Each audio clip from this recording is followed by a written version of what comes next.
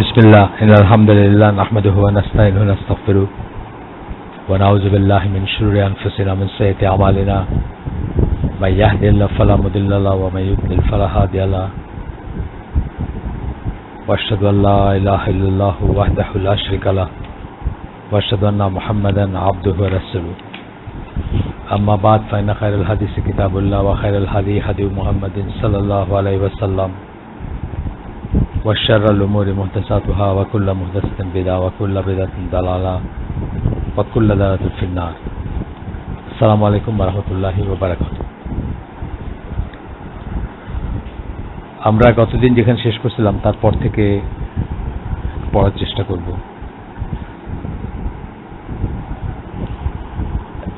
এখানে কোরআনের একটা আয়াত আসতেছে যেখানে আল্লাহ বলতেছেন যে তিনি তোমার প্রতি এই কিতাব অবতীর্ণ করেছেন যার কিছু অংশ অথবা কিছু আয়াত সুস্পষ্ট ব্যর্থহীন, এগুলি হচ্ছে কিতাবের মূল অংশ, আর বাকিগুলি রূপক। এই রূপক কথাটা এখানে ইউজ করছেন ট্রান্সলেশনে, সবসময় সব স্কলাররা রূপক ইউজ করবেন না। কেউ কেউ বলবেন যে অ্যাম্বিগুয়াস, আবার কেউ কেউ বলবেন যে ইকুইভোকাল, মানে একের একাধিক মিনিং হয়, বা দ্ব্যর্থ আছে যেগুলো, অথবা যেগুলা অ্যালিগরিক্যাল অথবা রূপক। অনেক অনেক এই আয়াতটাতে এইখানে অনেক অনেক রকমের এক্সপ্রেশন ব্যবহার করছেন যারা ট্রান্সলেট করছেন। তারা যাদের মনে বক্রতা আছে তারা ফিতনা সৃষ্টি ও ভুল ব্যাখ্যার উদ্দেশ্যে যা রূপক তার অনুসরণ করে। এখানে এই আয়াতটা পড়লাম বা এই আয়াতটা আসার মেইন রিজন হচ্ছে যে আপনি দেখবেন যে সব বেদাতীরা সবসময় এই রূপক ইগুলাতে, যেগুলাতে রূপক অথবা একাধিক অর্থ যে আয়াতগুলার আছে সেইগুলাকে নিয়ে বেশি নাড়াচাড়া করে, এবং সেগুলোর থেকে তারা তাদের পছন্দ মতো অর্থ বের করে নিয়ে বেদাতে লিপ্ত হয়। যেমন ধরেন, আমার মুখস্থ নাই ঠিক, সূরা মায়দার প্রথম দিকের একটা আয়াত 16 বা এই ধরনের হবে, যেখানে এই কোরআন কে আলো বলে রাসূল সাল্লাল্লাহু আলাইহি ওয়াসাল্লাম এবং তার সাথে আলো বা এই ধরনের কথা ইউজ করা হয়েছে যে রাসূল এবং একটা আলো সহকারে রাসূলকে এই করছেন, আল্লাহ পাঠাইছেন পৃথিবীতে, এই কোরআন মিন করে বলা হয়েছে। কিন্তু এটাকে বেদাতি যারা তারা এখান থেকে ইন্টারপ্রেট করে যে আল্লাহ রাসূল সাল্লাল্লাহু আলাইহি ওয়াসাল্লামকে বোঝানো হয়েছে যে উনি আলোর তৈরি বা নূরের তৈরি, এই ধরনের ব্যাপারগুলো বলতেছে আর কি। যেখানে সরাসরি মুহকাম কোরআনের আয়াতগুলোকে আমরা দুই ভাগে বলি সাধারণত, প্রধানত দুই ভাগে বিভক্ত। একটা হচ্ছে মুহকাম আয়াত, মুহকামাত যেগুলোকে আমরা বলি, অর্থাৎ যেগুলোতে স্পষ্ট এবং কোনো ডবল মিনিং নাই বা একাধিকভাবে ব্যাখ্যা করা যাবে না, একভাবেই বলতে হবে, যেগুলো হুকুম আহকামের আয়াত যেগুলো, সেগুলোকে বলা হয়। সেগুলো হচ্ছে এখানে যেখানে বলছেন যে কিছু আয়াত সুস্পষ্ট দ্ব্যর্থহীন, এগুলি কিতাবের মূল অংশ বলতে এগুলোকে বোঝানো হয়েছে যে মুহকাম বা মুহকামাত আয়াত যেগুলো, সেগুলোকে বোঝানো হয়েছে যে এগুলা হচ্ছে একদম স্পষ্ট, কোনো রকম ডবল মিনিং দেওয়া যাবে না। আর কতগুলো আয়াত যেটা বলছেন যে যেগুলা একাধিক মিনিং হইতে পারে, উসুল তাফসীর এর পড়াশোনা যারা করেন তারা জানেন যে এই আয়াতগুলোকে এমনভাবে ইন্টারপ্রেট করতে হবে বা আমরা ব্যাখ্যা করতে হবে অথবা অর্থ করতে হবে যাতে এগুলা কোনো মুহকামাত আয়াত যেগুলা বা হুকুম আহকামের আয়াতের বিপক্ষে না যায় বা সেগুলোর বিরুদ্ধে না দাঁড়ায়। যাই হোক, এটা জাস্ট আপনার অ্যাডিশনাল একটা দিলাম। কিন্তু যাদের মনে বক্রতা, আল্লাহই বলতেছেন এখানে যে যাদের মনে বক্রতা আছে তারা ফিতনা ও বিশৃঙ্খলা সৃষ্টি ও ভুল ব্যাখ্যার উদ্দেশ্যে যা রূপক তার অনুসরণ করে, সেগুলো নিয়ে বেশি নাড়াচাড়া করে। এটা দেখবেন আপনি যে সুফি সেক্ট যেগুলো আছে অথবা পীরপন্থী মাজারপন্থী যারা আছে তারা এই ধরনের আয়াতগুলোকে নাড়াচাড়া করবে এবং আপনাকে এক ধরনের বোঝানোর চেষ্টা করবে যে অনেক রহস্যময় জিনিস আছে কোরআনের ভিতরে যেগুলো আল্লাহ স্পষ্ট করেন নাই, বিশেষ বিশেষ মানুষকে সেগুলোর জ্ঞান দিচ্ছেন, পীর ফকির বুজুর্গ বা খাস কিছু মানুষকে সেগুলোর জ্ঞান দিচ্ছেন, এবং এগুলো তাদের কাছ থেকে শিখতে হবে ইত্যাদি ইত্যাদি। এরপরে আরেকটা আয়াত আসতেছে, এটা সূরা আল আনাম 159 নম্বর আয়াত, যেখানে বলছেন আল্লাহ বলতেছেন, অবশ্যই যারা ধর্ম সম্বন্ধে নানা মতের সৃষ্টি করেছে এবং বিভিন্ন দলে বিভক্ত হয়েছে, কোনো কিছুতেই তুমি তাদের মধ্যে নও। ইবনে কাসির এখানে বলেন বিভিন্ন দলে বিভক্ত হয়েছে, যেমন বিভিন্ন সম্প্রদায়, দল, প্রবৃত্তি, ভ্রষ্টতার অনুগামীরা। আল্লাহ রসুলকে আল্লাহ বলতেছেন যে আল্লাহ রসুল সেসব থেকে মুক্ত। এরপর আরেকটা আয়াত এখানে আসবে, সেটা হচ্ছে যে আল্লাহ বলেন, নিশ্চয়ই এটি আমার সরল পথ, সুতরাং এরই অনুসরণ করো এবং বিভিন্ন পথের অনুসরণ করো না। আপনাদেরকে আমি আগে বলছি যে কোরআনে আল্লাহ যখন সরল পথ বলছেন তখন সিঙ্গুলার ইউজ করছেন, এক বচন ইউজ করছেন, কিন্তু ভ্রান্ত পথ বলতে যখন বলছেন তখন বহু বচন ইউজ করছেন। আবার আমরা আরেকটা পড়ি, নিশ্চয়ই এটি আমার সরল পথ, সুতরাং এরই অনুসরণ করো এবং বিভিন্ন পথের অনুসরণ করো না, করলে তা তোমাদেরকে তার পথ হতে বিচ্ছিন্ন করে ফেলবে। এভাবে আল্লাহ তোমাদেরকে নির্দেশ প্রদান করেছেন যেন তোমরা সাবধান হও। আচ্ছা, এখানে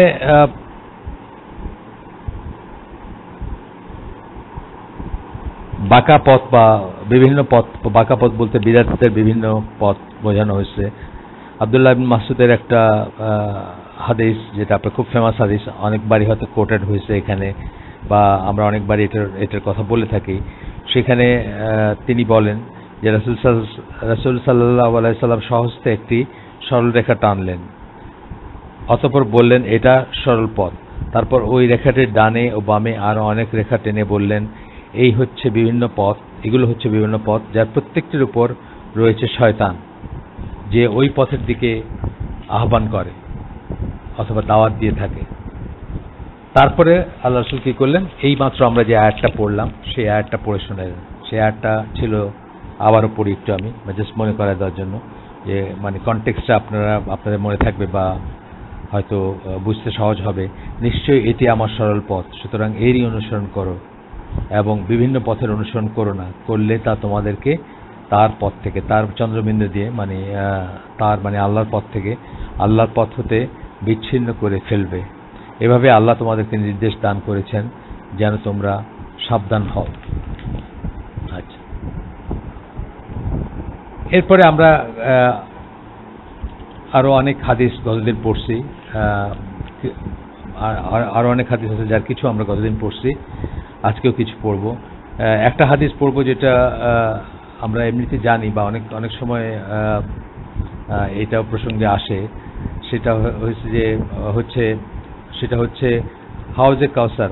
হাউজ কথাটা মানে আমরা যে সেন্সে হাউস বলি, যেখানে পানি সংরক্ষণ করে রাখা হয় সেরকমের একটা ব্যাপার। হাউজে কাউসার মানে জান্নাতের একটা ঝর্ণার থেকে প্রবাহিত পানি এসে সেখানে জমা হবে বা জমা রাখা হবে।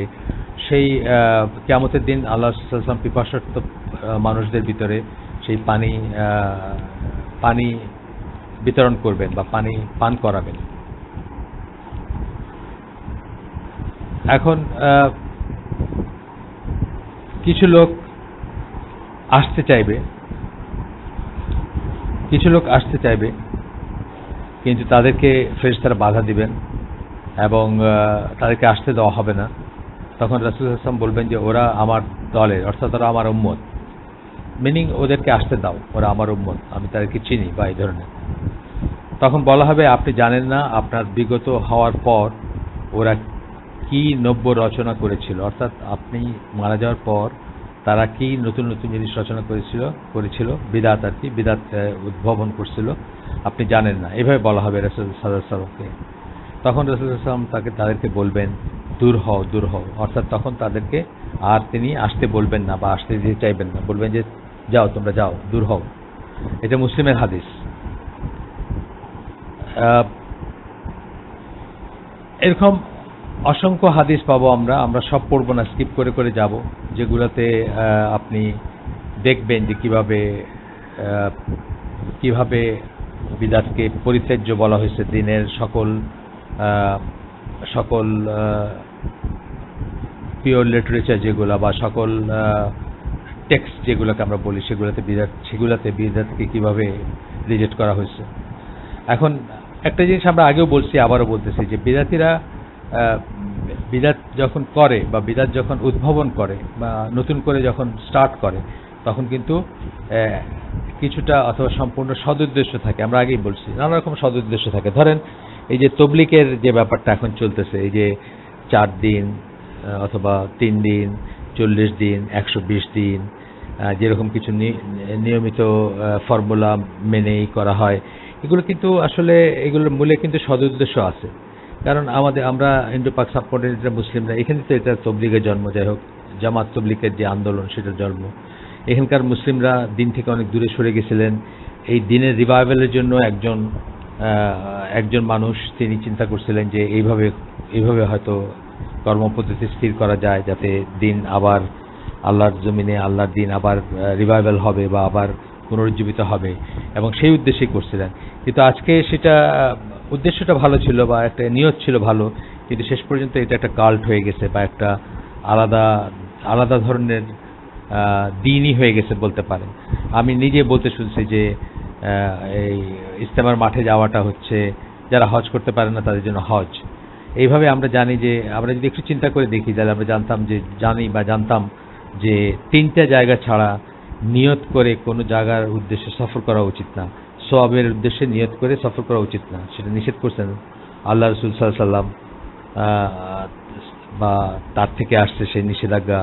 সেই 3টা জায়গা হচ্ছে যে 3টা মসজিদুল হারাম, মদিনার মসজিদ নববী এবং মসজিদ আল আকসা। এই 3টে জায়গা ছাড়া আর কোনো জায়গার উদ্দেশ্যে তীর্থযাত্রা যেটাকে বলে সেটা ইসলামে নিষিদ্ধ বা সেটা গুনার কাজ।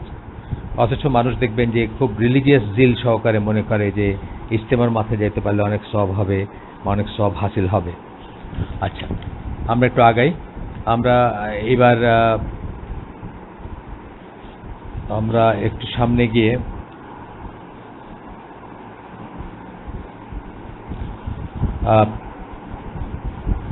কোনো বৈষয়িক বা বৈজ্ঞানিক আবিষ্কার শরীয় অর্থে বিদাত নয়। আগের দিনই আমরা বলছি যে বিদাতের প্রাথমিক অর্থ হচ্ছে, আমরা বলছি একটা আয়াত বাদিউস সামাওয়াতি ওয়াল আরদ, আমরা আল্লাহর কথা বলছি। আল্লাহ নিজেকে, আল্লাহ একটা নাম বাদি।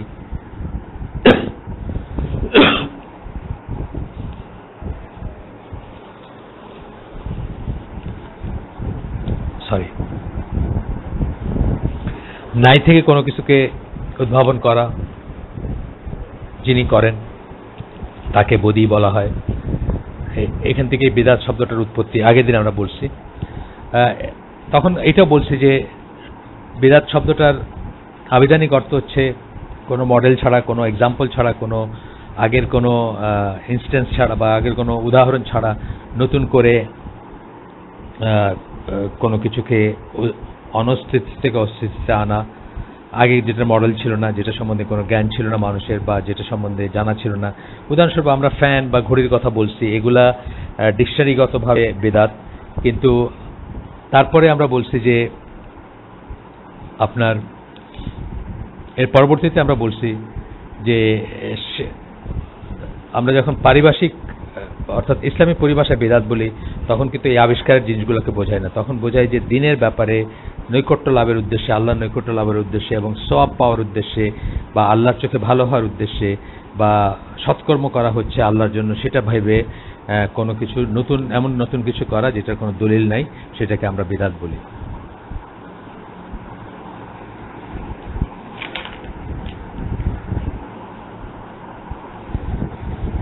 আচ্ছা, আমরা এখন চলে যাব বিদাতের প্রকারে। বিদাতের প্রকারভেদ, বিদাতের প্রকারভেদ আছে,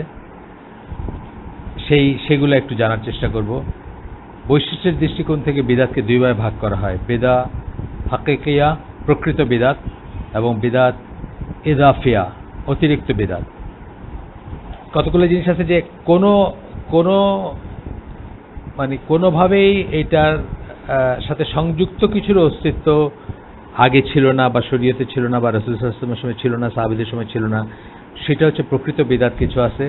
আর কিছু আছে অতিরিক্ত বিদাত, অর্থাৎ তখনও ছিল কিন্তু পরবর্তীতে সেটাকে অতিরিক্ত বা সেটার সাথে যোগ করে বিদাত বানায় ফেলা হয়েছে, কিন্তু অরিজিনালি হয়তো ব্যাপারটা শরীয়তেও ছিল। উদাহরণ আমরা দিব ইনশাআল্লাহ আমরা এটার উদাহরণ সম্বন্ধে বলবো কিছু। প্রকৃত বিদাত তখন বলা হয় যখন ধর্ম কল্পকাজের ভিত্তি কিতাব সুন্নাহ ধর্মকল্প কাজের ভিত্তি কিতাব সুন্নাহ বা ইজমাতে পাওয়া যায় না, একদমই নাই কোনো। যেমন ধরেন আপনি মাছ মাংস খাওয়া বন্ধ করে দিলেন, যে মাছ মাংস খাওয়াটা ঠিক না, এটা আল্লাহর নৈকট্য লাভে বাধা হয়, অথবা এটা এটা পরেশগাররা করার কথা না, বা এটা সৎ কাজ না, বা এটা কোনো দলিল ছাড়াই আপনি বন্ধ করে দিলেন। আপনি ভাবলেন যে এটা আপনি এতে বেশি পায়াস বা বেশি পরেশগার হইলেন, বৈরাগ্য অবলম্বন করা। আপনি বিয়ে করলেন না, আপনি মনে করলেন যে না করাটা উত্তম। তারপরে আপনার ভালো কাপড় পরতে পারেন আপনি, আল্লাহ আপনাকে তৌফিক দিয়েছেন, কিন্তু আপনি মনে করলেন যে ভালো কাপড় না পরাটা একটা পরেশগারের বা আল্লাহর নৈকট্য লাভ করার একটা উপায়। এই ধরনের আরও অনেক জিনিস আছে যেগুলা আপনার ইসে পাওয়া যায় না। যেমন ধরেন শিয়ারা যেটা করে থাকে, বুক চাপড়াইতে থাকে, অথবা পিঠে চাবুক মারে, নিজেদের রক্তাক্ত করে, মনে করতেছে যে এগুলোতে তাদের নেকি লাভ করতেছে বা ইবাদতের কাজ মনে করতেছে। এই ধরনের জিনিসগুলো যেগুলোর একদমই কোনো মানে কোনো রকমের সামান্যতম ক্লুও শরীয়তে নাই, এগুলা হচ্ছে প্রকৃত বিদআত।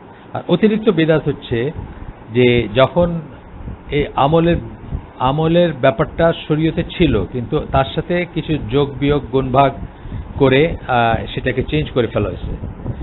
নামাজ, রোজা, জিকির, দোয়া, দরুদ, এগুলো সব ইবাদত শরীয়তে ছিল বা আছে শরীয়তে, কিন্তু কেউ এটার সাথে, যেমন ধরেন এক রাকাতে 100 বার কুলহুয়াল্লাহ পড়ে, কুলহুয়াল্লাহ মানে সূরা ইখলাস পড়ে, অথবা প্রতি রাকাতে 3 বার করে সিজদা করে নামাজ পড়বে, অথবা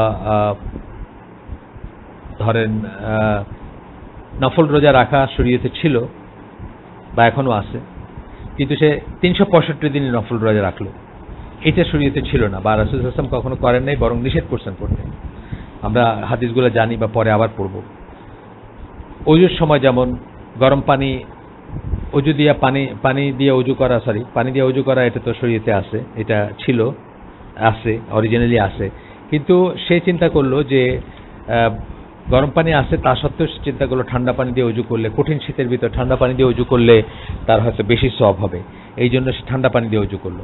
এইটা যেমন একটা উদাহরণ যে অজু করার ব্যাপারটা শরীয়তে আছে, বা পানি দিয়ে অজু করার ব্যাপারটা শরীয়তে আছে, কিন্তু সে চিন্তা করলো যে অতিরিক্ত এর সাথে অ্যাড করলো কি, যে না, ঠান্ডার দিনে গরম পানির ব্যবস্থা থাকা সত্ত্বেও সে গরম পানি দিয়ে অজু না করে ঠান্ডা পানি দিয়ে অজু করবে, এটা এক্সট্রা করলো আর কি।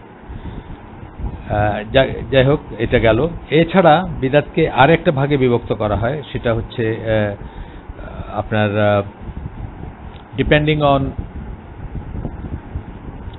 অন মানে এটা ছিল যে মানে এক ধরনের আর কি উৎসর দিক থেকে আমরা 2 ভাগে ভাগ করছিলাম, আর এখন আমরা মানে কাজগুলোর দিক দিয়ে 3 ভাগে ভাগ করব। একটা হচ্ছে ইতিকাদ কথাটা আসছে আকীদা থেকে। 1 নম্বর টাইপের বিদআত হচ্ছে আকীদার বিদআত, 2 নম্বর হচ্ছে কাউলিয়া বা কথাগত বিদআত, 3 নম্বর হচ্ছে আমলিয়া বা কর্মগত বিদআত। মানে কিভাবে বিদআতটা সম্পন্ন হচ্ছে সেখান থেকে। কখনো একটা বিশ্বাস, যখন একটা রং বিশ্বাস থাকে মানুষের, বা নতুন একটা জিনিস বিশ্বাস করতে শুরু করে, তখন সেটাকে বিদআত বলা হয়। আবার কখনো একটা নতুন কথা বলতে শুরু করলো, বা নতুন মানে কোনো বাণী ছড়াইতে শুরু করলো, সেটা হইতে পারে। আর 3 নম্বর হচ্ছে কোনো একটা কাজ করতে শুরু করলো। আমরা উদাহরণ দিব সবকটারই।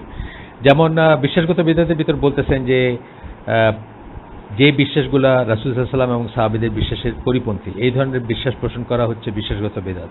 যেমন খারিজিরা যেসব বিশ্বাস করে, কি খারিজিদের বিশ্বাস কি আপনাদেরকে আগে বলছিলাম, যে কবিরা গুনাহ করলে কেউ কাফের হয়ে যায়, বা কেউ কবিরা গুনাহ করলে সে চির জাহান্নামে। এটা হলো বিশ্বাসগত বিদআত। এই জিনিসটা, এটা নব্য আবিষ্কার, বা এটা নতুন করে আসছে, এটা আল্লাহ রাসূল মনে করতেন না, তার সাহাবীরা মনে করতেন না। অসংখ্য এক্সাম্পল আমরা দিতে পারবো তারা যে মনে করতেন না সেটা। আচ্ছা, কবিরা গুনাহ যেমন চুরি, হত্যা, এগুলা করলেই কাফের হয়ে যায়, এটা খারিজিরা মনে করে, এবং চিরস্থায়ী জাহান্নামী, মানে চির জাহান্নামী হয়, এটা খারিজিরা মনে করে, যেটা আমাদের নবী বা সাহাবীরা মনে করতেন না। এই ধরনের আরো অনেক দেখবো আমরা যে বিশ্বাসের বিদআত, আর অনেক ধরনের বিশ্বাস আছে সেই ধরনের।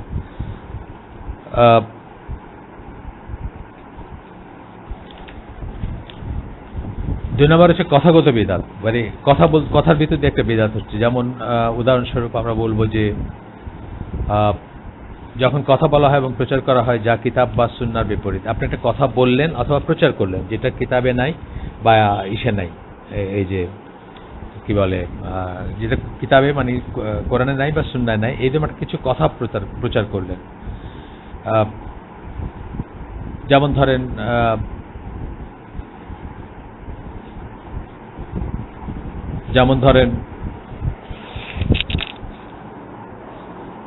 আল্লাহর যে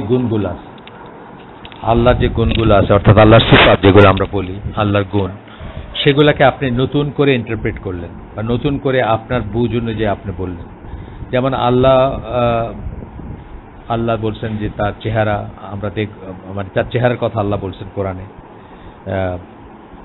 সূরা রহমানে বা অন্যত্র বলছেন, তার চেহারার কথা বলছেন, তার হাতের কথা বলছেন, তার আঙ্গুলের কথা বলছেন, তার ক্রোধের কথা বলছেন, বা আরো অনেক ধরনের গুণের কথা বলছেন। এই গুণগুলোকে আপনি নতুন করে ইন্টারপ্রেট করলেন বা নতুন করে ব্যাখ্যা দিলেন, যে ব্যাখ্যা সাহাবীরা দেন নাই, কখনো রাসূল সাল্লাল্লাহু আলাইহি ওয়াসাল্লাম দেন নাই, আপনি দিলেন। এটা হচ্ছে কথায় বিদাত আর কি, বা কথাগত বিদাত হবে। আর এরপরে হচ্ছে কর্মগত বিদাত, মানে এমন কোনো কাজ যেটা আপনি দিন ভেবে করলেন কিন্তু সেই কাজটা শরীয়তে নাই, আল্লাহ রাসূল করেন নাই বা সাহাবীরা করেন নাই।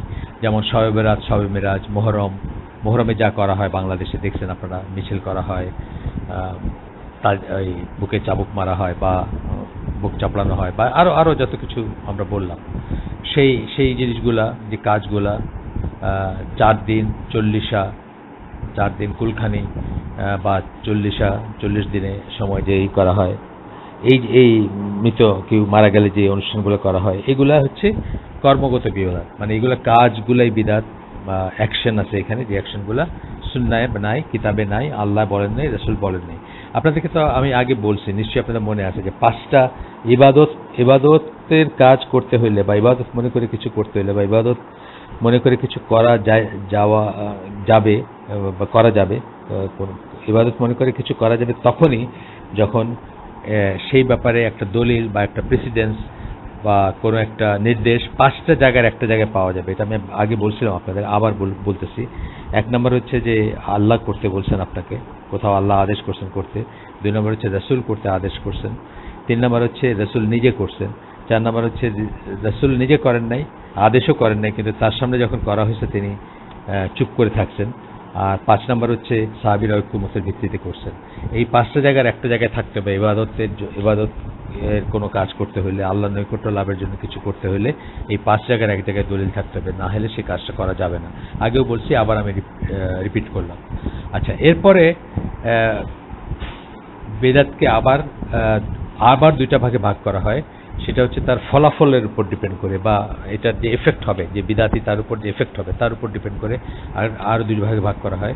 একটা হচ্ছে বেদা মুকাফফিরাহ, আর একটা হচ্ছে গায়ের মুকাফফিরা। মুকাফফিরা আমরা এমনি বুঝতেছি যে এটা হচ্ছে যে কাজটা করলে বিদাতি একটা নতুন কাজ করবে কিন্তু করার জন্য সে কাফের হয়ে যাবে, এরকম কোনো কাজ।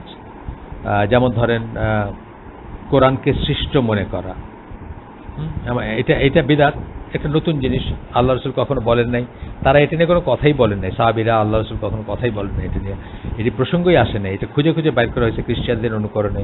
খ্রিস্টানদের ভিতরে এই সমস্ত কথাবার্তা আছে, যে ওয়ার্ড মেড গড, বা আরো অনেক কথা আছে। যাই হোক, তো সেই সমস্ত জিনিস থেকে এগুলো নিয়ে অনেক লগোস বা কথা, সেই কথাগুলোর প্রকৃতি কি, এগুলো নিয়ে গবেষণা আছে, অনেক ফিলোসফি আছে খ্রিস্টানদের ভিতরে। সেখান থেকে আমাদেরও ফিলোসফার যারা ফালসফা আসার পরে ইসলামে, সেই আমরা আগে বলছি আপনাদেরকে যে খলিফা হারুন রশিদ, মামুন রশিদ, তাদের সময় থেকে বিদেশি বই সব আপনার ট্রান্সলেট করা হয়েছিল, এবং সেই ট্রান্সলেটেড বই থেকে নানা রকমের ফিলোসফি ইসলামের ভিতরে ঢুকলো এবং নানা রকম ফিলোসফারের জন্ম হইল। এবং তখন এই প্রশ্নটা নতুন করে আসলো যে কোরআন ক্রিয়েটেড না আনক্রিয়েটেড, অর্থাৎ কোরআন সৃষ্ট বা মাখলুক কিনা, নাকি আল্লাহর সিফাত, আল্লাহর অংশ বা আল্লাহর সিফাত যদি হয়, মানে আল্লাহর চরিত্রের অংশ, বৈশিষ্ট্যের অংশ যদি হয়, তাহলে এটা ক্রিয়েটেড না, এটা আল্লাহর সাথে, আল্লাহ যেমন আনক্রিয়েটেড, এটা আনক্রিয়েটেড। আর যদি তা না হয় তাহলে এটা ক্রিয়েটেড। এই নিয়ে বিশাল বিতর্ক শুরু হলো এবং তখন মানে আহমদ বিন হাম্বল এটার এগেনস্টে ফাইট করছিলেন এবং কোরআনকে যারা মখলুক মনে করবে তারা আসলে ইসলাম থেকে বের হয়ে যাবে বা এটা কুফর বা এটা ঈমান বিনষ্টকারী কাফের হয়ে যাওয়ার মতো একটা বিদাত, নতুন জিনিস। কিন্তু বিদাত এই জন্য আপনারা মনে রাখবেন যে বিদাত কিন্তু কুফর হইতে পারে, বিদাত শিরক হইতে পারে, বিদাত কবিরা গুনাহ হইতে পারে, বিদাত সগীরা গুনাহ হইতে পারে, মানে বিদাতের অনেক ক্যাটাগরি আছে। এইসব দিক থেকে চিন্তা করলে বিদাতের বড় একটা রেঞ্জ, মানে একদিকে যেমন কুফরও হইতে পারে আবার আরেকদিকে সগীরা গুনাহ হইতে পারে, একটা অর্ডিনারি বা খুব ছোট একটা গুনাহ হইতে পারে বিদাত, সেটাও হইতে পারে। আচ্ছা, কোরআনকে মাখলুক মনে করা, তারপরে আরেকটা আছে আহমদকে আহাদ মনে করা। রাসূল সাল্লাল্লাহু আলাইহি ওয়াসাল্লামের নামে আহমদ থেকে মিম উঠাই দিলে আহাদ হয়ে যায়, এই ধরনের একটা অত্যন্ত গর্হিত অত্যন্ত বেয়াদবি একটা কথা আমাদের কোনো কোনো সুফি শায়েখ বা আউল বাউল ফাউল এদের ভিতরে প্রচলিত আছে। এমনকি নজরুল ইসলামও তার একটা কবিতাতে এই ধরনের কথা বলে গেছেন, নাউজুবিল্লাহ। এই কথা কেউ যদি মনে করে যে যিনি রাসূল তিনি আল্লাহ অথবা যিনি আল্লাহ তিনি রাসূল, সে আর মুসলিম থাকবে না, সে কাফের হয়ে যাবে, কেউ যদি মনে করে। আচ্ছা, এরকম আরও আছে, যেমন কোনো রকমের পূজা অর্চনা করা, হিন্দুদের বা অন্য কাফেরদের দেখা দেখি কোনো রকমের পূজা বা অর্চনা করা বা কোনো রকমের মানত করা। আমি আপনাদেরকে আগে বোধহয় বলছি যে বাংলাদেশে একজন ব্যবসায়ী এই গোরান বা ওইদিকে কোথাও থাকতেন, বা জুরাইন, আমি মানে ওই সাইডে আর কি, আপনার পুরান ঢাকার দিকে। তো উনি মুসলিম, কিন্তু উনি কালী পূজা করতেন, মানে কালীর উদ্দেশ্যে পশু বলি দিতেন। ওনার বিশ্বাস ছিল যে সেটা করলে ওনার বিজনেসে খুব লাভজনক ব্যাপার হয় বা ঘটে। এটা মনে করলে একদম আপনি এমনি বুঝতেছেন এটা ঈমান বিনষ্টকারী বিষয়, স্ট্রেট কাফের হয়ে যাবে যদি কেউ এরকম করে। গেল এটা। আর গায়র মুকাফফিরা মানে এমন বিদাত যেটা গুনার কাজ বা বিদাত বা নতুন জিনিস বা নব্য আবিষ্কার, নব্য প্রথা, কিন্তু সেটা করলে মানুষ কাফের হয়ে যায় না। অনেক কিছু আছে এরকম, যেমন ধরেন ঈদের নামাজের আগে খুতবা পড়া, বাংলাদেশে কোথাও কোথাও এটার প্রচলন আছে, ঈদের নামাজের আগে খুতবা পড়ে ফেলে। তারপরে দেরি করে নামাজ পড়া, কোনো বিশেষ কারণ ছাড়া দেরি করে নামাজ পড়া, এটা বিদআত, এটা খারাপ জিনিস, কিন্তু এটা কাফের হয়ে যাওয়ার মতো জিনিস না। যেমন বাংলাদেশে ধরেন আসরের নামাজটা এই বাংলাদেশে যে ফিক অনুসরণ করা হয় সেই মতে অনেক দেরি করে পড়া হয়, কিন্তু অলমোস্ট মাকরু ওয়াক্তে পড়া হয়, সূর্যের আলো লাল হয়ে যায় তারপরে পড়া হয়। এই জিনিসটা যেমন এটা বিদআত বা এটা নতুন জিনিস, এটা সাহাবীরা করতেন না, কিন্তু এটার জন্য কাউকে কাফের বলা যাবে না বা কাফের হয়ে যায় না কেউ এটা করার জন্য। তাহলে এই ক্যাটাগরিতে বিদআত আমরা আরও দেখলাম যে দুই প্রকারের। তাহলে মোটমাট আমরা বিদআতের ডিভিশনগুলো আরেকবার একটু পড়ি। প্রথমে আমরা পড়লাম প্রকৃত বিদআত আর অতিরিক্ত বিদআত।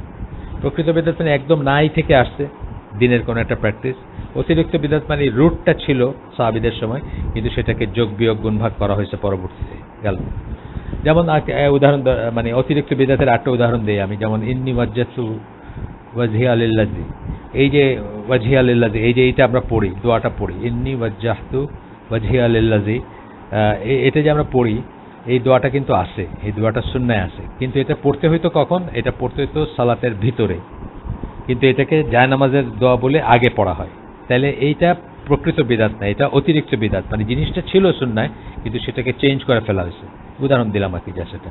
এরপরে আমরা দেখলাম যে কাজ কি টাইপের কাজ তার উপর ডিপেন্ড করে তিন রকমের বিদআত, একটা ইতিকাদিয়া বা আকীদাগত বিশ্বাসগত বিদআত যেটা, তারপরে কাউলিয়া কথাগত বিদআত, এবং আমালিয়া মানে আমলগত বা প্র্যাকটিসের ব্যাপারে কাজের বিদআত, সেটা দেখলাম। আর এরপরে আরো দুইটা ক্যাটাগরি দেখলাম, সেটা আরেকভাবে ভাগ করা হয়েছে যে যেসব বিদআত করলে কুফর হয় বা মানুষ কাফের হয়ে যায় সেটা এক ধরনের বিদআত, আর যেসব বিদআত করলে কাফের হয় না শুধু গুনাহ হয় সেটা আরেক ধরনের বিদআত। তাহলে আমরা আজকে এখানে শেষ করে দিব ইনশাআল্লাহ।